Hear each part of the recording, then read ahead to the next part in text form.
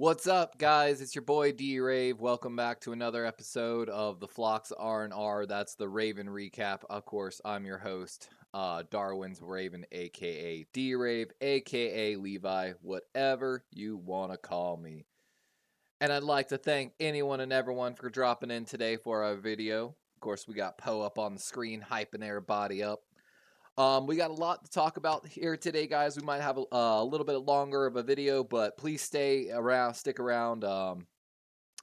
But let's get into it. So, of course, guys, we're gonna start really quick. And I'm sorry, got a lot of stuff here on the screen. But hang around for a sec. We're gonna start with the 49ers recap here. Of course, 49ers got kind of a little bit dismantled themselves on Christmas Day. Brock Purdy the Niners throwing 5 interceptions on the day. But all absolute credit to not only Mike McDonald, the entire Ravens defense, but as well as Todd Monken in the offense. Just everyone playing out of their mind for the Baltimore Ravens. One of the key takeaways you got to keep an eye on here. Jadeveon Clowney had one of his best games of the season, according to PFF. 90-plus grade. One of two Baltimore Ravens defenders, Kyle Hamilton, of course, the other one, to receive that 90-plus grade in that game. But 8 quarterback pressures, 1 sack, 33.3% pass rush win rate. Really was dominating the tackles, and especially once Trent Williams, the left tackle, went down, groin injury for the Niners, I believe, in the third quarter. Just absolutely eating out there on the field. And we're going to talk a little bit more about Clowney later. Of course, one of the big storylines coming away that they talked about on BaltimoreRavens.com is the zone usage. Baltimore using approximately 71% of their snaps being in zone this season, up that percentage to 82. Their second highest zone usage of the season so far, only behind Week 4 game versus the Browns. But the real story with that zone coverage, despite only blitzing on 22% of the plays, the Ravens generated pressure on 53% of Purdy's dropbacks. And that's crazy. If every time you drop back, you've got more than a 50% chance to get a pressure, it's going to be a long game for the offense.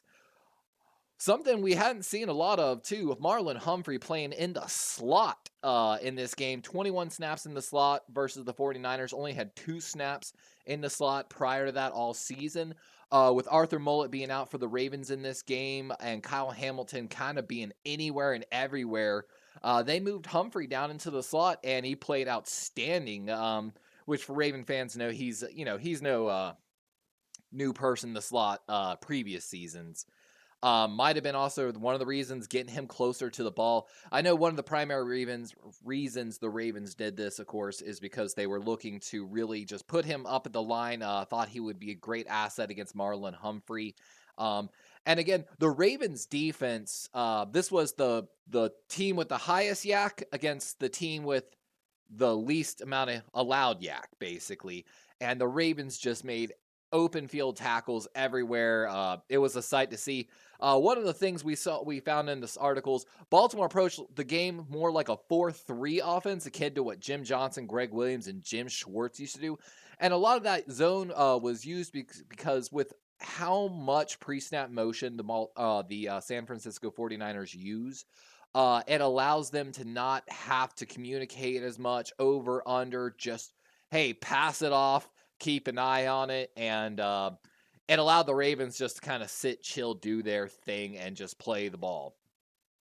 Looking on the opposite side, Todd Monken put together an absolute highlight for the tapes, guys. If you haven't seen any of these film reviews, like Brian Baldinger and I think Cole Jackson put up some as well, some of these things like the fake toss right, and the ways that Monken used the motion against the 49ers left the defense just fumbling. There's one of the famous photos, I should have put it up on this next slide, where you can see with the fake toss play on Zay's 9-yard touchdown that it pulls one of the linebackers for the 49ers forward and heavy to his left, Baltimore's right.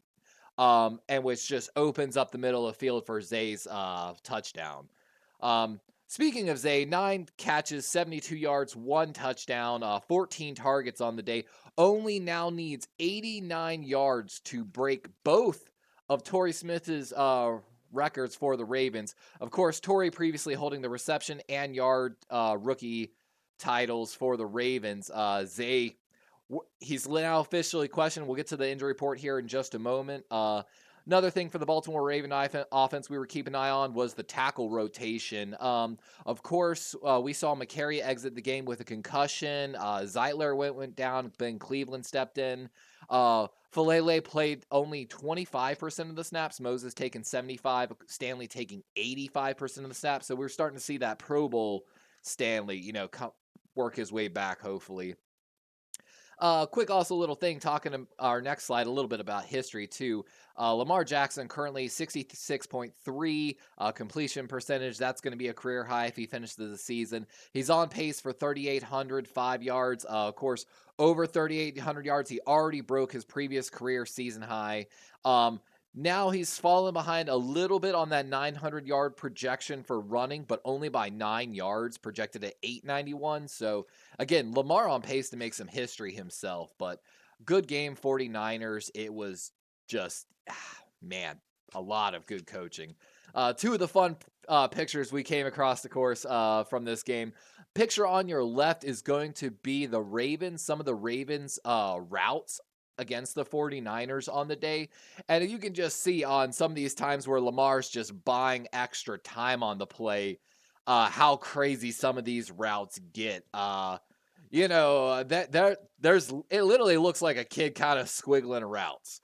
If you let your 5-year-old design routes, that's what it looks like. And of course, picture on the right, the ref actually apologized to Lamar Jackson, after the play, after the game. Lamar said, as you can see right here, he's falling before Lamar's even there, and he knows, just, oh man, laughing as he goes down. It was a fun sight to see, and I just love, I got to brag a little bit. We had some 49er fans in our chat. Right after this play, they were talking so much smack about my boy Lamar. And, another big takeaway of the game, for those that didn't catch it, Kyle Hamilton won AFC Defensive Player of the Week after his standout performance against the 49ers. There's been a lot of talk, potential Defensive Player of the Year. I kind of buy it. Next Gen Stats had some crazy things. His usage versus the 49ers. He had 1 snap lined up at D tackle, so A gap basically. 2 snaps lined up at the inside linebacker. 6 snaps from the edge. 9 snaps from his safety position. 14 snaps from an outside linebacker position.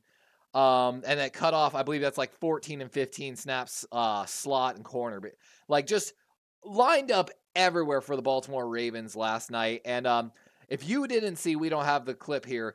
On his second interception of the night, he was knocked flat on his face by a chop block by 49ers offensive lineman Aaron Banks. That's their left guard. Face in the dirt. Most guys give up on the play right there. But if you go back, again, you can find it easily on Twitter, guys.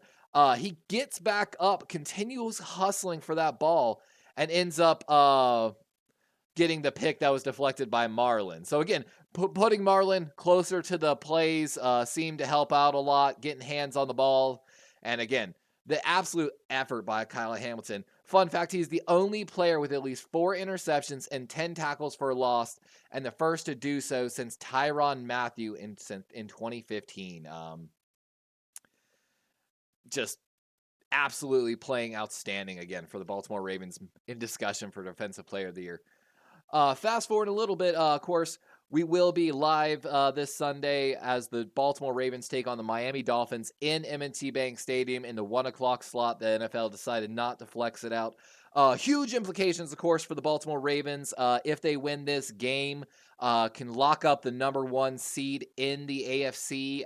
Might even rest some of their starters, maybe playing like half a game, 1 quarter in that final game.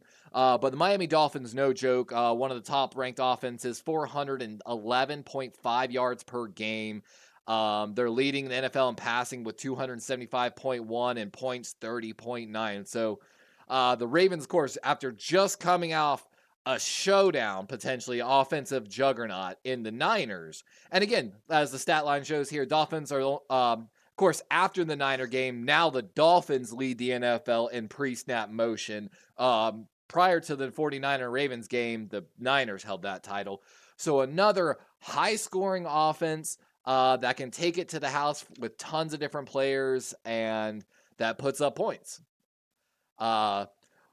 My thing is this: Baltimore fans are, of course, on an all-time high after winning that San Francisco game. Got to keep it humble, guys. Got to stay humble. Head down, week to week mindset.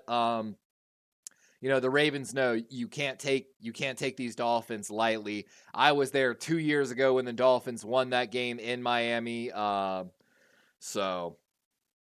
But like Roquan said, the Ravens have usually always practiced a bend don't break mentality. The field is playing field, not including the end zone, is only 100 yards.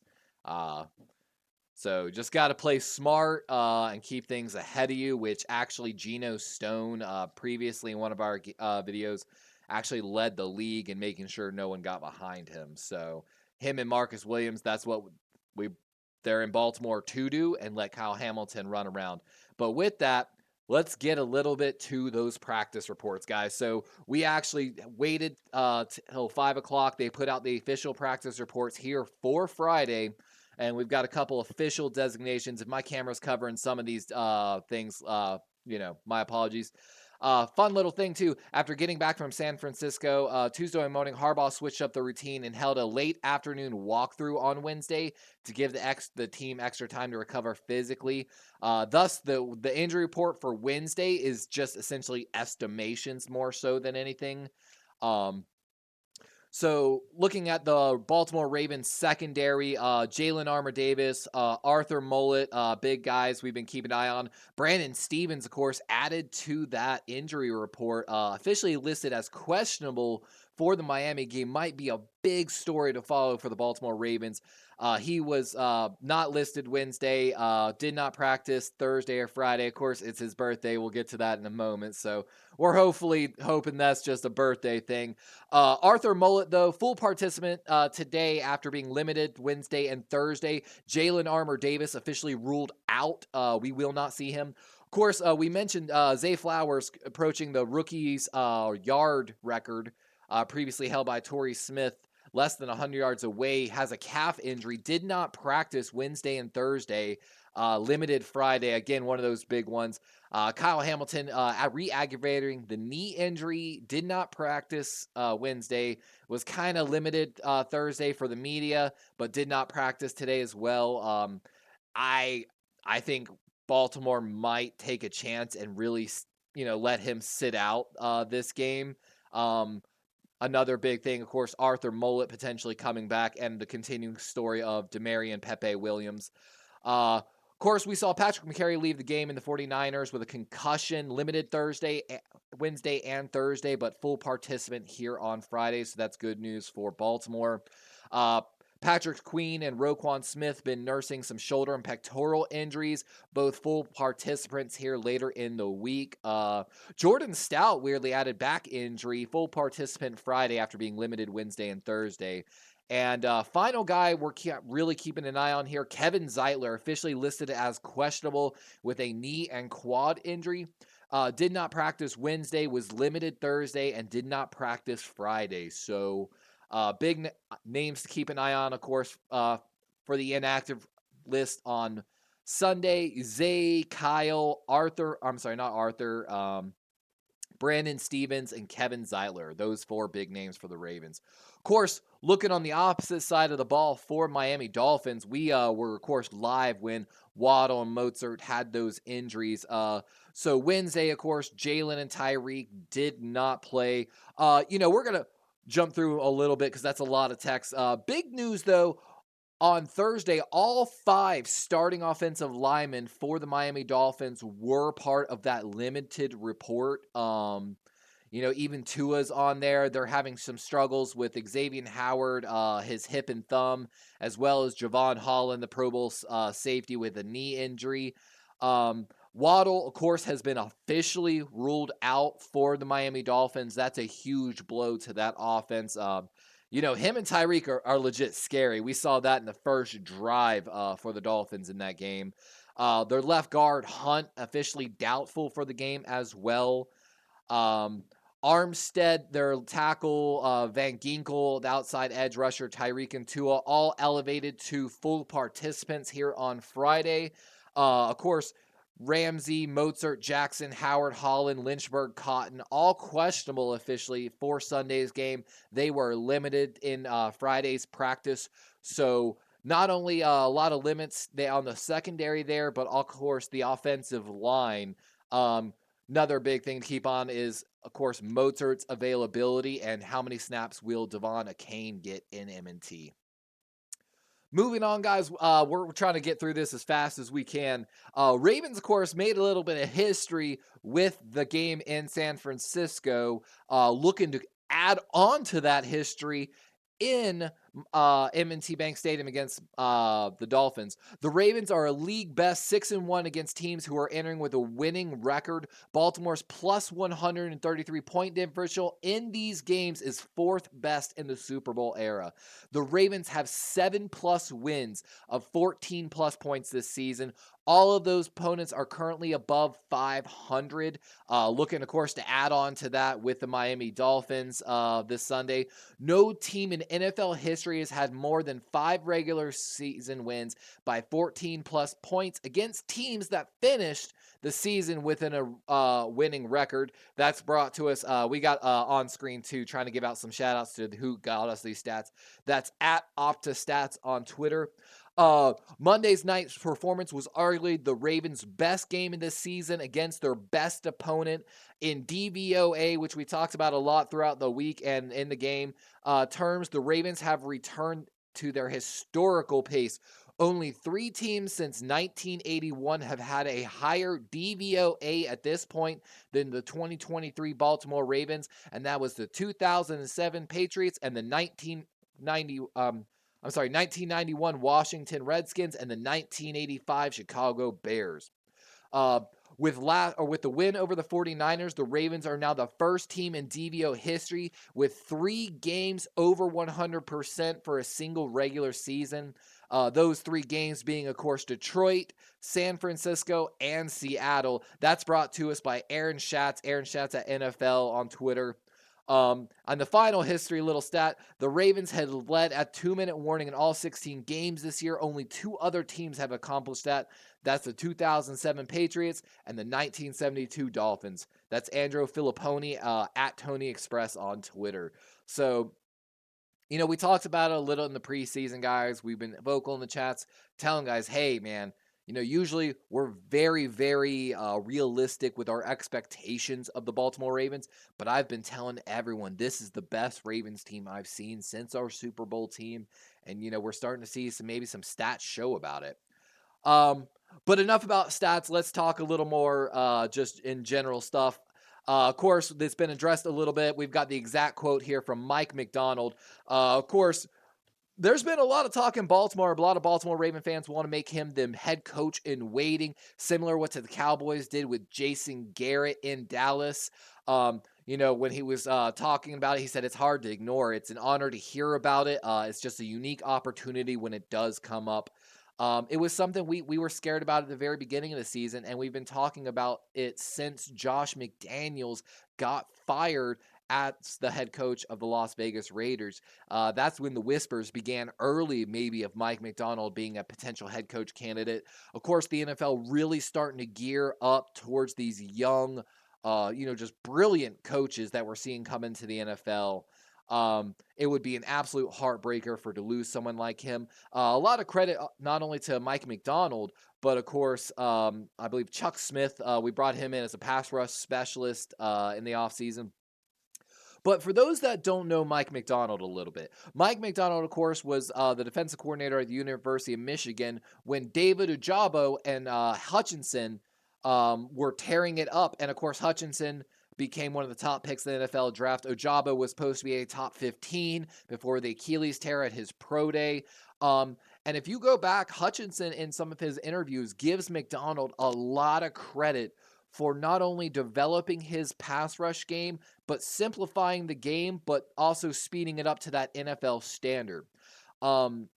Hutchins, he said he basically learned how to play standing up and really, take over as an edge rusher, and a lot of that was McDonald. We were really excited for David Ojabo and Odafe Owe to be those bookends for the Baltimore Ravens, to have the terrible O's on the outside. Of course, Ojabo dealing with injury. Owe having a great pressure year, great overall year, but just always my dude's always half a step away. But, we're seeing it with Clowney and Van Noy. So, of course, Clowney having a career year, and this is the most amount of sacks I believe he's ever had in his 10-year career. He's 1.5 sacks away from hitting double digits. That would be the first time in his 10-year career that he's ever hit double digits. And Kyle Van Noy, signed after week 4 by the Baltimore Ravens, because Tyus Bowser, of course, his knee not responding and coming back for the Baltimore Ravens. We had the undrafted rookie free agent, Jeremiah Moon, showed a lot of pass rush potential, but really couldn't set the edge as a run defender. We've been waiting for Malik Ham to really come back as well there. But Kyle Van Noy, 7 sacks since week 4. Again, Mike McDonald's getting it done with veterans who were considered washed up by GMs, and of course a star-studded D-tackle in Justin Madubuike. But again, even Michael Pierce having a career year for the Ravens. I believe last time we checked, again, he had 5.5 sacks plus. Wasn't really known for his pass rush, but just how many stunts Mike McDonald brings in the coverages. And, we don't want to lose him. Please don't go anywhere, Mike. Please, let's make him the head coach in waiting. It's going to be hard, but we're hoping and praying here in Baltimore. Again, we mentioned this earlier. Happy birthday, Brandon Stevens. We made sure to get your Pro Bowl picture from your Twitter as well. Of course, Pro Bowl voting is already closed, but my boy number 21, Brandon Stevens. If you did not vote him in the Pro Bowl, guys, I'm going to be angry at you. I hope I get to see you at the Pro Bowl, Brandon. I'm buying my ticket tonight. Fingers crossed, but happy birthday, my guy. I wish you the best. A lot of people don't know about you. Clutch, my guy. Joe Cleveland? Of course, we got to talk about it, guys. It's just so funny. How many years I watched a lot of Cleveland haters throw hate at Joe when he was the, quarterback of the Ravens. Now, as Cleveland, one of Cleveland's best rosters in a decade, hangs on their playoff, actually, I believe they've locked a playoff spot if I'm not mistaken. Their hopes and dreams are riding on Joe Cool. But like they said, unless you've been sleeping under a rock, Joe beat the Jets in another crazy match. 300 yards, 3 touchdowns. He's won, I believe, 4 out of his last 5 games for the Cleveland Browns now. Some of those games haven't been the cleanest, but that Cleveland defense is no joke. And Joe is still showing that he's got that arm and can make some big-time throws. I think the Ravens will be able to rattle him and get him moving and hopefully lose a little bit of that accuracy, but if Joe, had made a better decision in that last game, not scrambled and thrown with one of those picks, which was an easy fix, the Browns' victories would look that much more impressive. But yeah, guys, let me know what you think in the comments. How you feel about Joe Flacco in the Browns jersey and potentially catching him in the playoffs. And with that, that's going to be the end of our second ever episode of the R&R, the Raven Recap here on Darwin's Raven. If you're still hanging out with me here, we're 24 minutes in. I appreciate you. Thank you for coming and hanging out with us. Make sure in the comments, let me know if you've got any questions, predictions, who's your team if you're not part of the flock. And as always, of course, we're going to be live this Sunday for the Ravens versus Miami in M&T Bank Stadium here on Darwin's Raven, as well as our second game of the week. We're going to be calling the night game, Packers versus Vikings.